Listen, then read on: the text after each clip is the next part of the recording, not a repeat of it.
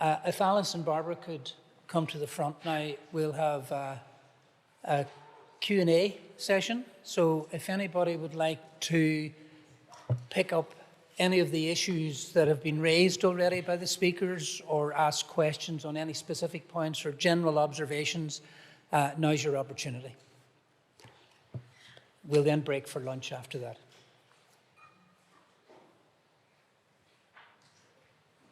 If nobody asks a question, I'm going to identify somebody. I'm just going to point.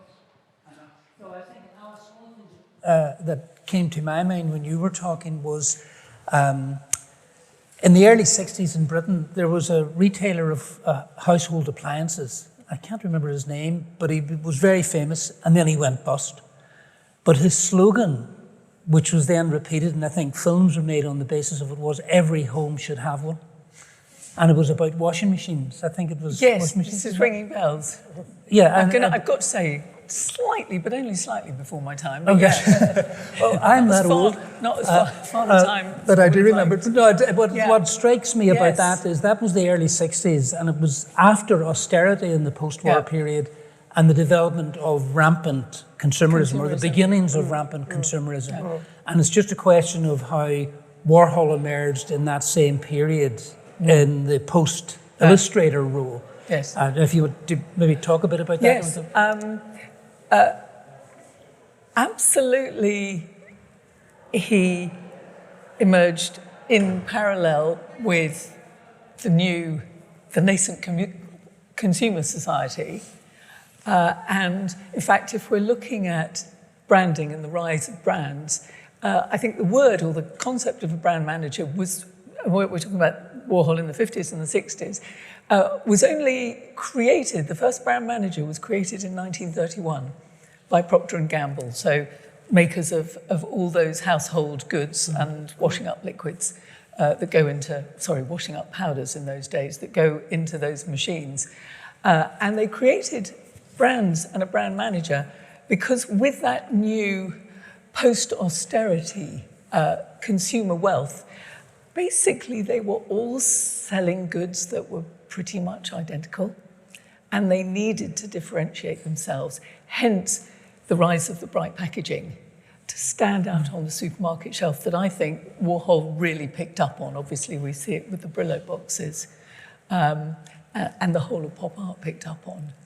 So I absolutely see them as going together, and I just think it's fascinating that the very concept of managing a brand was only 20, 30 years before Warhol. And how many of the people that Warhol produced portraits of also became brands. Yes. Were two-dimensionalized, literally in his case, but also through huge exposure in media and film. Yeah, and there was symbiosis there. My picture makes you more famous, your fame makes my pictures more famous. One of the things that's running through this is the idea of memory building and archiving, obviously, and how that is represented in material culture. I mean, in the end, although Warhol was involved with time and time processes, the empire that has been built, if you like, on his back is to do with the material culture of exchange. Well, we have to mention here the time capsules. Yeah. Which I found, the time capsules are extraordinary. Yeah. I mean, there was just everything that was on the... Can I just say to the audience, the time capsules are boxes of materials, objects, all sorts of things that Warhol put together, if not every single day, then certainly very, very, very regularly.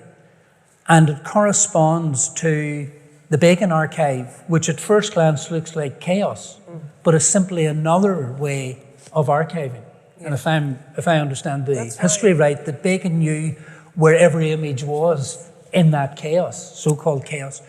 But another artist who did that was Picasso. Picasso, and there's a lot of recent research looking at this aspect of his work by Anne Baldessari, who formerly of the Picasso Museum. Picasso, throughout his life, made works on newspaper, or bits of newspaper, or actually used newspaper to make small sculptures and so forth. And he did that because newspapers were dated. So here are three incredibly significant male artists of the 20th century who understood that practice and archiving of practice and memory building was crucially important to the dissemination of ideas. Yeah, and you just wonder, Warhol, apparently, Vincent Fremont, who was here, would say Warhol would take, everything on the desk or throw everything into the box. I'm not sure how Picasso did it, and certainly Bacon kind of enjoyed the destruction of the archive as he got older, because everything was aging with them and was going along with them. But Vincent tells, it's one of the books that recounts one day they decided to tidy up the factory, the office, before Andy came in. And Andy always did the exact same thing every day. Came in, said hello, went in. So this day they said, tidy up, and they put things out in the bin. And that day, Andy came up in the lift and went straight to the bin. They could not believe it. He said, what's happening out here? There's something going on. And so made them take it all back in again and put it into the time capsule. The collecting thing is important to touch upon too. I found out recently that Andy Warhol had one of the most important collections of folk art in America. Yeah. And that it was so extensive, a lot of it was in his home. But, it seemed to be something he was collecting throughout his own life. So he also had this interest, which I think you can see the folk art element in his early illustrations. It obviously is kind of purged by the 60s. Well, the point I made earlier about the fact that he's not really a modernist, I would have gone further in a previous text that I wrote for that exhibition that I curated, was that he's actually a folk artist. Yeah. And that if you look at Warhol through the lens of so-called folk art, which is usually almost a term of abuse in a way, critically, if you actually look at Warhol's work through the lens of a folk process, it starts to make a particular kind of sense as distinct from a commercial market. Now, we're having a very interesting conversation up here. Yes. So, There's a question. Question here. I was kind of researching what's the kind of association. Could you use a microphone? I'm coming from a printmaking background, and I was studying him through the lens of like Rembrandt as far as authentication and the many hands that obviously produce editions. But I think it's a really interesting parallel that they were both avid collectors, and do you think that that's why they kind of cultically were building their own mythologies, because they knew the power of, because they were such avid collectors of other people's, in their case, masters. But I think it's just that pre-modern Rembrandt didn't, he wasn't saying he made the prints himself, and neither was Andy Warhol. Like, is that the period that you would see him connected to? Well, there's another correspondence as well. I mean, one of the things that links them is the late self-portraits, Warhol's and Rembrandt's, because you absolutely have two artists who are contemplating death and facing into death. The other thing is Rembrandt was a dealer, not just a collector. And in some of his letters, you can see him complaining about how little he was paid for biblical illustrations. So, reality is reality. Business wasn't invented in relation to art in 1962. I think you're absolutely right. Rembrandt went bust twice. He went bust out. But I think and also there's two things. We had colleagues over from the National Gallery, and one of them was saying that in the Renaissance time, some of the old masters, 17th century actually, that they would cover themselves in a velvet cloak and paint underneath it, because they didn't want the patrons to know how hard it was or how much work it was. Or how easy it was. Or how easy, maybe, the other way, how it was. And so, when you think of what Warhol says, it just happens. And indeed, and sometimes it did just happen, but, it can happen and it has nothing to do with me, is very early idea of certainly some of the grandmasters. I have all my apprentices or my students or my co-workers working with me on that, the school of. But also Warhol loved the notion of commercialism, and at one stage wanted to stage an exhibition, or I think did an exhibition, where it was like the shelves of a supermarket, that you walk up and down through the shelves of the supermarket. So it certainly was iconoclastic in that, breaking down the barriers between Padraic was talking about the centrality of pop culture, but pop music pop rock music in particular. It's interesting that Frank Zappa spent almost the last 10 years of his life archiving his practice and making sure and getting back master tapes that had, in the sort of chaos of the early days of pop, you know, who knows who had the master tape. I mean, the absolute genius of that is Mick Jagger and the Rolling Stones, who made sure that the Rolling Stones always had their master tapes when they left the studio, and not the record companies. I'd love to just pick up one point, if I may, about Rembrandt, which is, I think you must know about the Rembrandt Research Project. So if you think that it's only Warhols that are difficult to authenticate, the sheer hell of the Rembrandt Research Project, which has only taken, I think, about 43 years, is that right? Looking at the whole supposed corpus of Rembrandt's work, which I think started off at about 700 odd Rembrandts, then went through a process of re-attribution, reducing it to about 200 or 300, sorry, very rough figures. And then they looked at that and they thought, must be wrong. And they have re-attributed some more. So it's a difficult figure, because you can spend 42 years going, but who did this? Who made this mark? But speaking of Rembrandt, it's the self-portraits, of course, which are very powerful. And there's something about self as subject that probably with Warhol, and also Francis Bacon really admired the Aix-en-Provence portrait by Rembrandt, and I think it went through being Rembrandt, not Rembrandt, back to Rembrandt. But there's something about self as subject that I think that is quite interesting, and the notion of portraiture, because in a very early interview, Andy didn't know he was being recorded. He said, one of his influences was his Hans Memling, the very early portrait painter. Okay. So it was just very interesting to, like what you're talking about, the folk art of that. So he certainly traversed lots of different areas of it for inspiration. And this was quite early on, because as the persona gets greater, the mythology is built up. So it's interesting to go back to early interviews. I think the problem with inserting Warhol into an art historical lineage is that you very quickly start breaking down the extremity of his actions. I think a more useful chronology is maybe looking at Duchamp, and rather than inserting it back into the notion of portraiture or subject, that is sort of doing an injustice, I feel, to the magnitude of what the Warholian mission is. So I feel that maybe we have to think on different terms. It's interesting, there's a distinction between the business of art and the art business. They're not the same thing, but at the same time, they exist together in the total equation, because I think artists, as we call them in societies, have always exchanged the means of existence for proof of existence.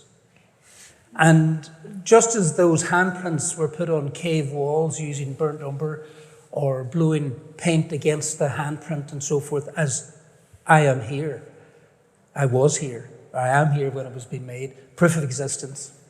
I think the role of art in society is to do with proof of existence, fundamentally. Other things are then built upon that, if you like, that starting point, and this is where the self, I think, comes into it. It's, I exist. The minimum statement you can make is I exist, and on those cave walls were handprints of existence. But the interesting thing is that there's a very famous carving which put back the point at which human beings started to make what we call art, and that is the Lion Man, which was found in Germany. Small carving in bone, where what looked like the figure of a man, but it had a lion's head. And it was the conjunction between man and animal, or a distinction starting to be made between man and animal. But somebody calculated that it would have taken so many hours of work to carve that the person who was carving that was not out hunting. Mm-hmm. Somebody else was out hunting on his or her behalf. Mm-hmm. So there was an exchange relationship there as well. So we have carried, I think, sort of notions of a purity, a sort of purity about the art process in a way, which isn't, it's not a question of being true or a lie or whatever, but it's not an innocent process. It's a relational process. Exactly. In a societal process. You take the Book of Kells. Absolutely. I mean, there's collective. I mean, and the carved, it could have been 4 of them, 5 Yes. of them doing that, you know, one after the other. The Book of Kells is the same thing. You have different people finishing off with the others. Yeah, that's what somebody else had started. Yeah. So it's completely. Any other questions, points here? Hello, thanks very much for a wonderful presentation. I'm just wondering, does the panel think, what is the future of art if you look at, say, cave paintings and the Anglo-Saxon jewellery, whatever, Vermeer, Da Vinci, Vermeer, like to do a painting like Vermeer, it takes enormous skill, delighting in it, many hours, and that type of thing. Now everything is kind of thrown away, mass consumerism, mass production. We like a quick fix, dopamine, factor in the brain. Is there a real, future in art or in oil painting, for example, would that simply disappear? Who's going to spend years learning that skill when you can use technology or AI to reproduce it?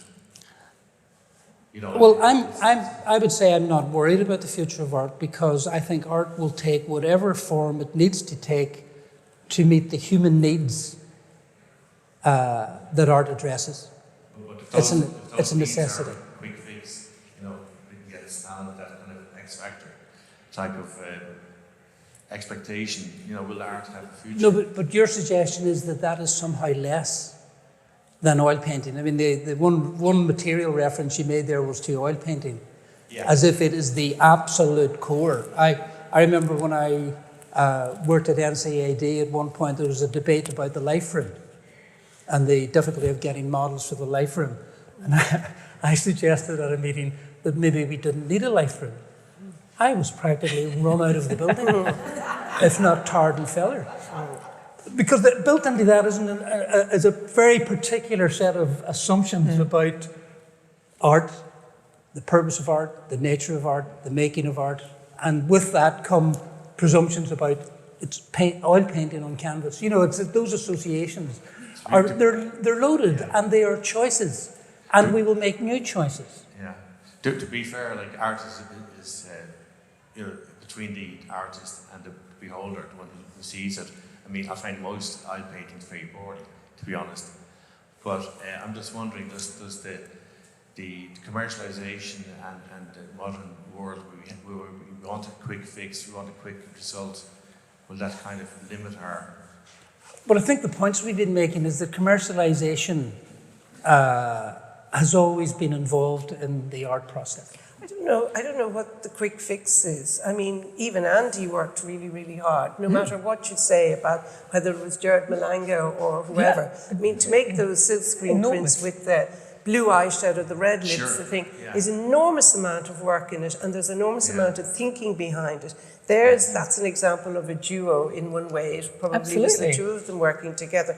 So it's not I don't think it's ever been a question with art that is worth talking about, or art that's worth engaging with, is the art that you take the cigarette out of your mouth and you just make something. So I really don't think there are quick fixes. There's just different models now. As you say, but every time we say the end of painting also, every time the death of painting, how many times has it been in all the art theory books, painting's gone, painting once, it just bounces back up again. So as along with video art, film-based production, printmaking, and multimedia making, you'll always have the oil painting and that. And it's different skills. I mean, even look at Andy, Andy could draw. Francis Bacon said he couldn't draw, So it's different skills for different things. So you don't throw out one just for the other. But I think art can adopt and change as to, it really is telling us where we are or what we're about. And just to draw a parallel, because I'm not a fan of the death of concept either, from a different form of technology, we were told that, it was first radio would be the death of reading, Okay, then television would be the death of radio. No, cinema would be the death of radio. Television would be the death of cinema. Video would be the death of. None of them have actually died. They coexist. And obviously there are still people saying, well, people don't read enough. They're on their phones watching things all the time. But there are people reading that just as there are people painting. They carry on, they coexist, and just to hear you talking about vinyl does a heart good, I have to say. There's a question just here. Hi, thanks for all of that. That was great. I was thinking about, I think this is a Alexander McQueen quote, like at the level that he was at, he wasn't designing fashion, he was defining fashion. And so because you've spoken about Warhol's awareness of the value of archiving and the availability of his work and kind of the ownership, and he seems to have understood the impact of counterintuitive moves and kind of subversive acts in the marketability of his work. I wondered what your thoughts were about how much awareness he had of his control of the trajectory of art. So kind of building a little bit on that idea of the future of it. Do you think that he knew what he was doing was going to have the legacy for others that it does? I'd be very wary of the idea of an artist or anybody, or indeed Andy Warhol, being a clairvoyant. He wasn't involved in clairvoyance and saying, I see the future, here's how I'll get there. I think he was able to destroy time because he was so much of his time. It's a bit like the universalism of Joyce. It was so localized that it touched some sort of fundamental level that it is universal in that way. So I actually think that he was so of his time, and that's why those opaque answers about, well, I'm a machine and it's now and there's nothing behind it, that is right now, forever. It's a continuous present tense that Warhol offers, not a clairvoyance of the future. But also the focus of constant collaboration meant that the creative enterprise was often done with others. So we talked about Paul Morrissey's films, Interview Magazine, various videos, etc. So it was constantly it wasn't really about one mind or one genius. It was always a sort of relational process, which means that now it's very flexible and readable to us. So I think that's actually the important part of his legacy, is the focus on constant collaboration.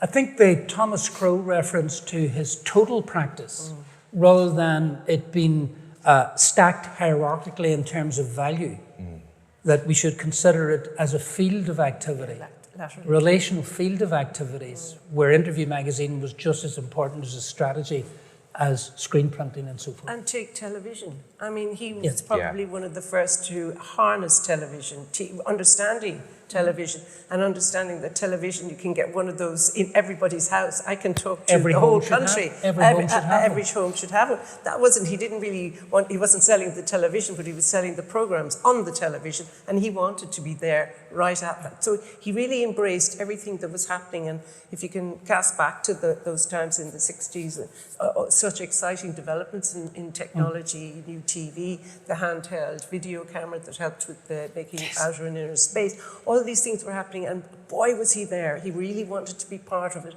and lead it and make it part of what he was doing. So I think it was exactly, he was right there, right present at tense, it. present tense.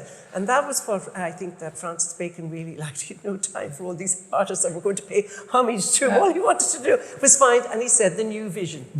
He really found that. Yeah. And absolutely, and if there was a new way of making art, so video, and those videos were huge in the 60s. I mean, huge, cumbersome, huge. They looked like giant sort of KitchenAids. And in fact, the Red Series portrait, the Red Series that I showed, Andy made solely in order to get the loan of a video camera to make it inner and outer and inner space. Outer and inner. To make that video that Barbara referred to. No other reason than a loan of this new exciting technology. I know I talked earlier about destroying time, but we're not doing that now. We're just we've recovered time, Yeah. and we're on schedule. So I'll draw this morning's session to a close now, and we reassemble at 20 past 1. Ooh, 20 past 1. 20 past, precisely. 20 past 1. That's right, isn't it? Yeah. Precisely. Thank you very much. Something occurred to me there as you were talking. That idea of the Warhol exhibition being asleep, unseen, but the exhibition itself being asleep in the building. And it strikes me, and it's been a point of discussion in my own practice and having been involved with museums and galleries and collections and so forth, is to the extent to which the artwork stops being art when it's not seen. In other words, that our storerooms and museums are not full of art. They're full of potential art. They become art, a bit like a musical score. It's only actually music when it's played, when it's experienced. And that idea of the exhibition being asleep, and the idea of thinking about Warhol when he's unseen, I would add to that the idea of thinking about what do we think about art when we don't see it? And where does it sit in a sort of societal consciousness in terms of resourcing it and dealing with it and validating it and so forth? So really interesting, another really interesting session. I think could the speakers all come up to the front? Everybody, actually, from morning and afternoon speakers, all come up to the front, and we'll have questions from the audience. Or just a conversation among ourselves, even.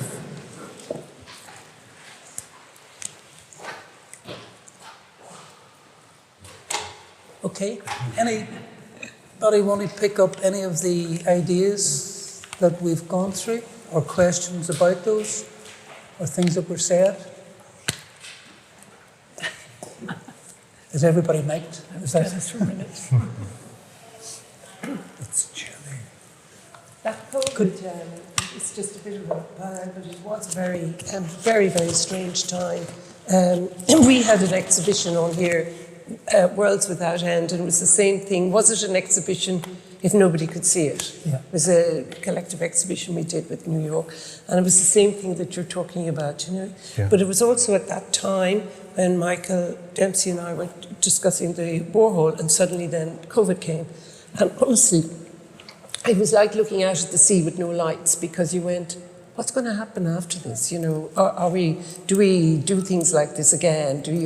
And it was, as I said, more out of the spirit of optimism, or probably crazy optimism, rather than curatorial ambition, in a way, when we continued at that time. So it certainly put a different slant on how you bring an exhibition together. And when people actually started to say yes, they would lend, even though we didn't know what was happening, human nature was marvellous. It was reaching out to you, and that collegiality of understanding that we will have that transfer of art across the Atlantic, or throughout Europe, was really quite affirming. It was something very, very, very strong in a time when there was so much unknown and so much tragedy happening. I should explain it more. In the Tate show, they also had the silver balloons like you begin the show with. In the Tate show, there were 3 or 4 rooms in, but the preview of the exhibition was a few days before the pandemic shutdown. But even then, it was clear something was going on, and there was fear around being around other people, and it was so strange being in that room with the balloons, where I was with someone else in there this morning, and there was this sense of joy in the balloons and childish play. And in the balloons in London, it was like an assault course to try not to touch them. You kind of were, because in case someone else had touched it. So it's just good memory. It's good to. I think to some extent, when COVID started, we were quite lucky that we didn't know what was going to happen. Now, as it did happen, we got a vaccination, and whatever the debate about vaccination is, we came out of it. But that was an extraordinary moment. It wasn't just art processes that were going to be confused or disrupted. I mean, it was potentially, it was the strangest vacuum. It must have been very strange to be thinking of 3-4 years ahead, or even 2 years ahead in this case, in relation to making an exhibition. Yeah, it was. I mean, I've popped out of that process largely now, but you're working in the future. Yeah. In a museum and gallery all the time, nearly. I think we started every letter with "in the spirit of optimism." We are planning in the future. Just to take up something there that Declan you said earlier about the artwork, it has to be public, it has to be seen to be an artwork. And like during COVID... that the artwork has to be seen to be art? To be art, yeah. Sorry. So, like, when I'm thinking about COVID, in relation to COVID, there was a lot of production happening. And people experienced art through even the production of art. You know, what artists call whips now on Instagram, where the work is in progress and I'm producing. And all this, because there was no institutions open, art institutions open, there was this backlog of work happening in studios. People were producing more than ever. There was a lot of nostalgia started to creep into their posts. And in some ways, when I was listening to Charlie talking about this exhibition that wasn't seen, like there's this philosopher, Jean Baudrillard, and he talks about how production is the opposite of seduction. So if you withhold something like an exhibition, and it's something that has a sleep that you can't enter, there's something, I think, generative about that. Like, you've produced a text based on it, you've produced all these memories on it. So sometimes I think artists are too willing to fall into this, this cliche of the capitalist mode of production. I have to produce, I'm producing towards these institutions that are producing, and we're producing catalogs, we're producing blah, blah, blah. And there's this fetishization of that where we don't actually see the artwork anymore. We see all the production outside of the artwork. Like, it's kind of, and that's where for me it's going in a certain way, that the mediation of art rather than the physical thing, which is becoming uglier and uglier to people. It's much nicer on the screen, backlit and colourful. We're finding it difficult to deal with, physical artworks in the world. So it's easier. It's so much easier, so much more convenient to experience them virtually in some way.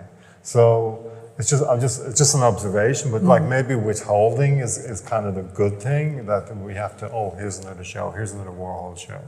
That idea of withholding, dealers often use that trick in withholding specific artists' work from the market in order to tease the market into buying more of that particular artist. Scarcity. Yes, scarcity, So, I mean, sorry, Dieter. A very interesting case of thinking of what you're saying is Basquiat. So Basquiat is, in my and many people's understanding, one of the 10 most important artists today, at the moment. Let's see what's in 10 years, but at the moment. His shows break records, you get really very young people in, you get people you've never seen in a museum before in. The show in the Albertina we did like a kind of half during COVID 2022. It was record-breaking, it was the second most visited show for the Albertina after Albrecht Dürer, which is a show you do every, coming back to you, 50 or 100 years. So, the interesting thing is there is big communities in the world, millions of people who love Basquiat. Some of them don't even know his name, they just know and have the idea of what Basquiat is doing. There's the term in African American communities, some of in the US, Basque, meaning something is cool, something is legit. Most of them have no idea who Basquiat is, but there is even the term of Basquiat as a symbol. But when you bring the real Basquiat works to the people, and I've actually a little project that tries to support in the US, where you bring like free paintings to universities and really the local communities can look at the works. It makes a difference because you see the texture, you see the actual work, and you don't see the millions of fakes and imitation and ideas of what Basquiat actually was. So, but just thinking of, it's a very interesting case study in that sense. And by the way, we had a show at the NGV in Australia, which during the pandemic, which went until end of April, was shut down in like mid-March. They were very strict in Melbourne. So these works partially couldn't get back for 1 year to the other museums or collectors, which caused enormous troubles, of course, for upcoming shows because people didn't trust the transport system any longer. So there is the aspect of the physical, actually. But one of the huge differences between Basquiat and Warhol is that Warhol is very, very present in public institutions all around the world, whereas Basquiat is not present due to racism, due to the fact he wasn't bought. But there isn't a Basquiat in the Tate, and the reason there isn't a Basquiat in the Tate was that the Tate weren't collecting black artists in the 1980s. I mean, it's a two-sided story. It's true that the MoMA refused works by Basquiat by saying we don't have space in the depot to get those shitty works. That's true. And collectors like the Shores tried, and the 85, and even Kinnison McShine said, and there is the letter, I saw it recently, that they just don't need that stuff. So, and Kinnison was really behind the community and really working for a more diverse exhibition making. On the other hand, Basquiat was beginning 20s and very young, and the museums wouldn't really know what is happening here. Of course, there was on the one hand side racism in many regards over the decades to come afterwards, but on the other hand, in the 80s himself, he was just very young. So it's both sides, I would say, but today, there's hardly any works of Basquiat still in museums' collections because now they are all too expensive. Now it's up to like the great ones like 50 million, 100 million, 150 million. Nobody can afford it. So it will come when the big collectors are dying out and then it will come into the American museums. Just an anecdote about Basquiat. I curated a show of Basquiat's work with Mark Francis from the Fruit Market Gallery at the ICA in 1985. You were with there. Yeah, and he came for 2 or 3 weeks before the show opened to make work in the ICA. Grillo, for example. And what was interesting was, despite the fact that he was young, he was very well known within certain circles in London. Social circles in London, including junior members of the royal family. He used to come down, I don't even remember their names, but they would come in to see what he was doing. And if people remember an art collector called Baron von Tyson. Oh, yeah. No? Yeah. Tyson, yeah. His daughter, Gabriella, I think her name was, lived in London in quite a big house. And Basquiat was invited to a dinner party there. And I'm just giving this as an illustration of his fame at the time. No museums were thinking of collecting him, but he was famous in a certain space, but not in this other museum space, you know. And Gabriella just happened to have a blank 8-foot square canvas in the room, off the room where they were having the dinner party. And at a certain point in the evening, after a certain amount of substances had been consumed, Basquiat was invited to do a painting. And he made some marks on the canvas and told us about it the next day.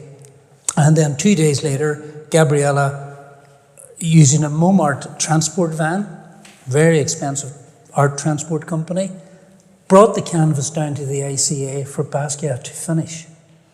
And he wouldn't. I mean, he was outraged. He couldn't even remember having made any marks on it. You know, so in a certain, what I would call avaricious space, Basquiat, they knew the value of Basquiat, value in quotation marks, in a sense. And the idea, it's an extraordinary idea. We just happened to have this blank canvas next door, and it was an extraordinary experience all around that. It's fantastic that you were engaged in that actually legendary show today. But Basquiat is a very difficult case. So Basquiat was seen by the African American community mainly as, they called him an Oreo. So he was seen as a black individual who is white inside, as a traitor. So therefore it's so complicated.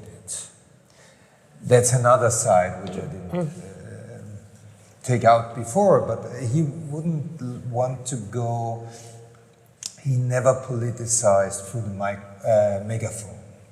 He politicized through his art. Yeah. Silently, against racism, against slavery, against, he worked about this idea of the Black Atlantic, about Yoruba religion, voodoo, so many things in his art. But that was not easily seen by the community. Yeah. On the other side, now he is the symbol for even partially taken from Black Lives Matters movement. So it's deeply fascinating how this, on the one hand side, has changed, but also Basquiat really turned down friends like Ramassi and said, I'm not going to politicize. But isn't that also an example of getting something into the temple that was being held out of the temple, even if the root was... he got his works money into the collections on white walls and white collectors who drink white wine. That was, that was said in the community at that time in the 80s like this. So it really literal, he reached that, but it was not an easy ride for him. No. Yeah, so and he was very young. He was what, 27? 27. He was at 27. I mean, 27, and that's a good point. Like to be even in museum collection, you know. Well, I think Keith Haring died the same age. Was he 27 also? No, like 30.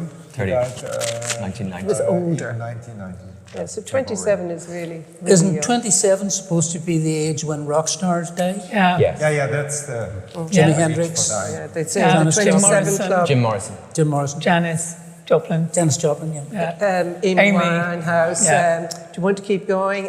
Jim Morrison. But I think that point about politicization or not and where that occurred in Basquiat's work, I remember having conversations with him as he was working and suggested that there were European references in his work in the sense of Tachiste painters in France and so forth, you know, the tactility of his work.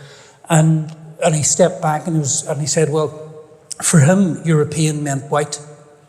And he rejected that. But what he was rejecting was the idea that it was only European references because he was working with a fine art tradition in a sense. That his argument was much more going on in the work, that it wasn't simply picking off a European tradition in his mind. Conscious of it, but not diminished by it in a sense. But he was a New York artist. I mean, he grew up in Brooklyn, and he started really engaging himself with the idea of the Black Atlantic, slavery, in like beginning of 1983. Before that, he was working on, he was definitely working about racism from the very beginning, but not in this, not analyzing where that comes from and what does it mean to be Black and American and how did I come here? That started later. So, but he is a New York artist. Yeah. But his move was from the street the forum, if you like, to the temple, because he worked as a graffiti artist under the name Samo. Yeah, he was no graffiti artist. He was a conceptual artist collaborating with Al Diaz, who was his high school friend. And they were doing this conceptual kind of writings. Yeah. And people in the scene actually, they thought it was a white conceptual artist like Kossuth doing these marks. So he was not accepted by the graffiti community at all. So, and he didn't want to be one. So it's really like, it's a project in public space. He did like Jenny Holzer or Keith Haring, who was also not a graffiti artist, but was closer to it. I think it was interesting, the milieu that you were pointing to in your presentation, which also involved music too. But it did strike me today that I wonder, was that one of the last gasps of a totally non-professionalized art world? Someone this morning talked about the death of art. I think if there's a death of anything, it's a case of narrowing of what an art career is. And I think the artists we've been discussing today, whether they intended it or not, all contributed to a certain model of success, which was often prompted by galleries. I mean, you talked about Shafrazi, Bischofberger, etc.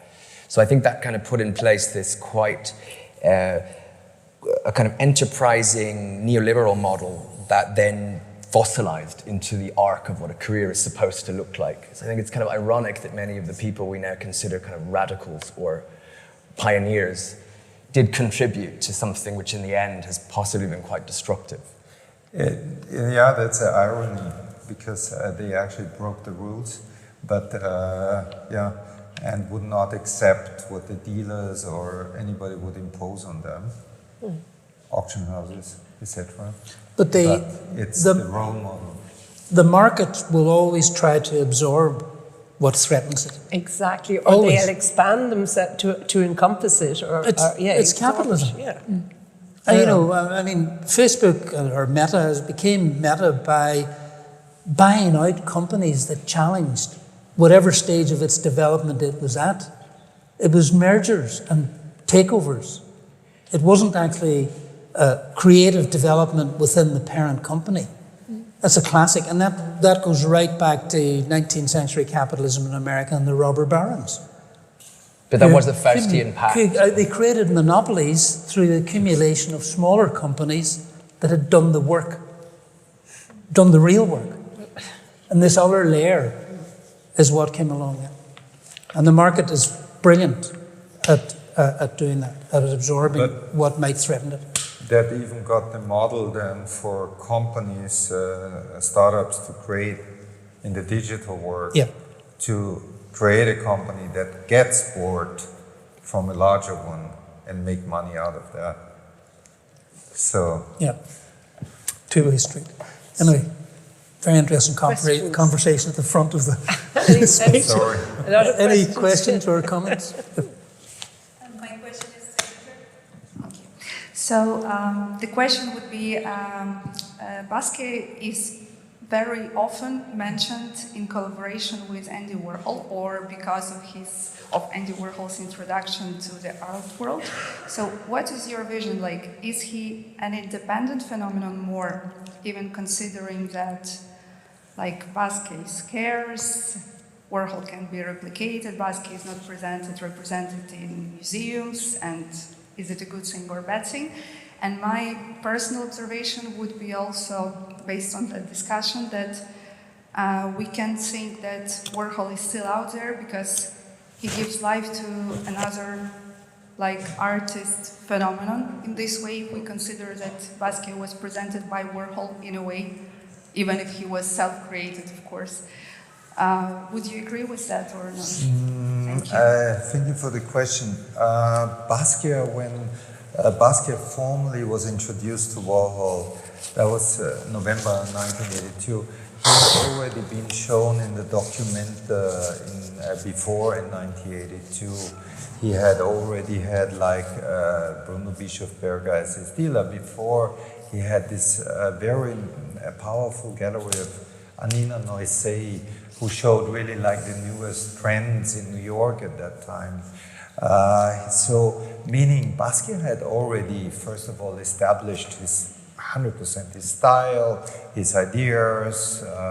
He was already a mini star in the scene. He was not a pop star like Keith Haring, but he was really in the circles. And as you pointed out before, that was like '84 when you did the show. But so when he was formally introduced to Warhol, who was a big, for the young artists, all of them, it didn't matter who. Warhol was the big godfather of the scene, downtown scene in New York. So he was, of course, excited.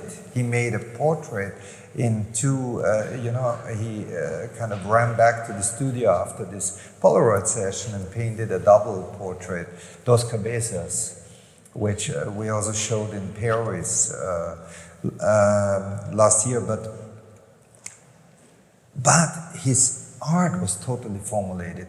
He already had connections in the art scene. So I don't think that, it's good for the myth, because it kind of feels like this old artist, influential artist, but it's also, you have to be careful because it could also be seen as racist to see that this white old guy is kind of helping Basquiat to fame. It was Basquiat himself who did it. And it was actually Basquiat who helped Warhol to refresh in a way and try out something new in this huge project of the collaborations. So it's a very interesting question. I think it's also important to look at who Warhol was at that time, because he'd not long before separated from, is it Jed or Jay? His Jed. So he'd had a long-term boyfriend across the 70s, and the relationship was becoming more and more a non-relationship. Jed was a homeboy, wants to stay at home. I think was he interior designer or something? Well, it became a very good interior designer. And he was out in Studio 54 and out and out and out. Yeah. So that relationship broke down, and Andy went wild. And many of his friends, I think, were very worried about him at that time. He was barely eating, he got very thin. That's when he became a model. He joined a model agency. So the idea of Andy as an image, he was always booked for models for campaigns as Andy Warhol. He wasn't anyone else. So Andy himself was kind of out on a limb, and actually I think the youthfulness of Basquiat and Haring was very important to him to kind of almost like as fuel, like to regenerate himself. Yeah, it's like a new lifeblood for him. Exactly. So rather than it being sort of with this an older white guy with the young, I think the younger artist, Basquiat, I don't think the colour mattered. The Basquiat and Haring gave him a great kind of lease of life and excitement again, and took up the brush again. And also, I think he was seen as naff because he'd had so many years of the society portraits where he'd paint anyone's portrait for money. And so to have these young artists be in awe of him kind of made him feel like that about himself again. And I guess the other thing about Andy as well is so he is this godlike figure, but it's really interesting if you watch on YouTube, you can find film of him turning up to a signing or something in New York. He walks in the street with a backpack on. So Andy wasn't this removed celebrity who has a limo and security. Do you see what I mean? Like he would walk the streets with copies of Interview and hand them out. Like all through his life, he was on the streets in New York. So yes, he was this thing, but he was also just Andy on the street. And he was shot. I mean, we forget that he was nearly fatally shot, and still after that didn't have any bodyguards. Mind you, they made sure who came into the factory. They got a lot more particular, didn't they? Yeah, but being shot is quite that badly. It's quite a thing in your life. No, but what's interesting, Nick Rhodes told us that when he was like barely 18 and came to New York, Andy Warhol was really taking care of him. He went with him to parties, he showed him New York, he introduced him to people. So Warhol was very generous out of like eyewitness source material. So that's true, yeah.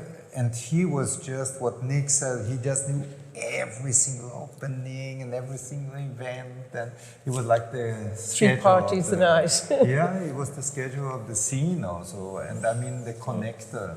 So, but with Basquiat was already somewhere at that moment when he really became friends with Warhol. So it was very much, even though it's represented often wrongly, it was very much like... Absolutely. Yeah.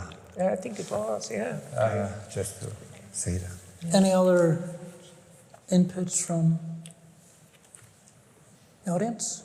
Questions? I think we'll begin to maybe wrap this up. Could I just ask if any of the speakers want to add anything hasn't already been said, covered? I think one of the things, because my paper is very much talking about the world of abundance that we live in. And I think it's a problem across many of the arts, as well as the visual arts, is to encourage people to make an appointment with the art. So the difference being between encountering it maybe on your phone or at random, and as you said, in ways that are suboptimal. You know, seeing a Warhol on your phone is striking. It's nothing like standing in front of the silk screens here. And I think particularly post-COVID, there is a great difficulty because we got used to years of digital substitution, which was good for, many forms of art. I mean, there are musicians who made music electronically in their basement, who became huge. I'm thinking about people like Fred again, who just created almost a new category of electronic music in your basement.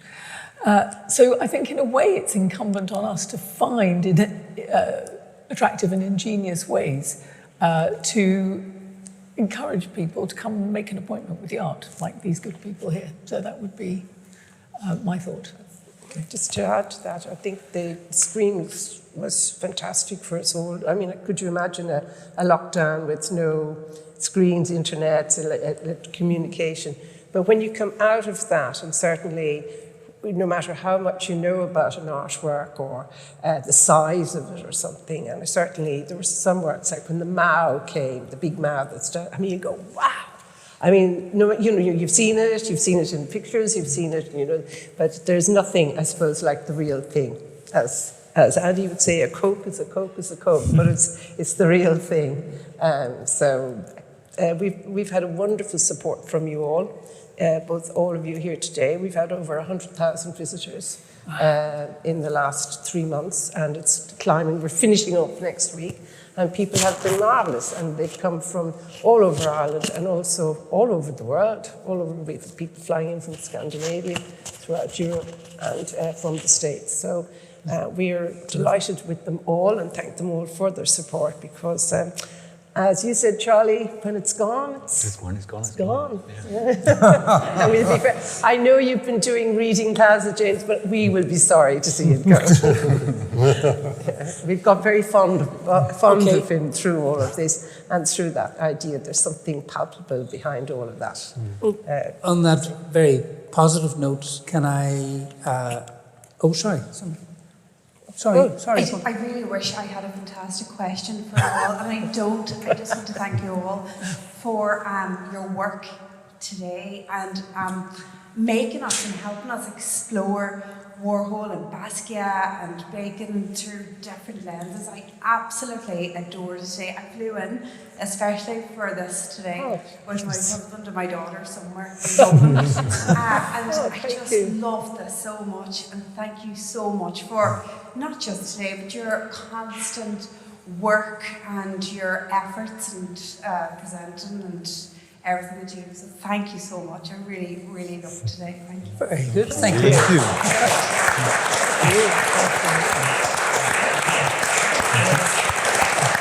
Well, that's an even more positive note to finish on. I'm going to finish on. I was just going to finish by thanking all of today's speakers. I think I found it really, really fascinating and fantastic experience today.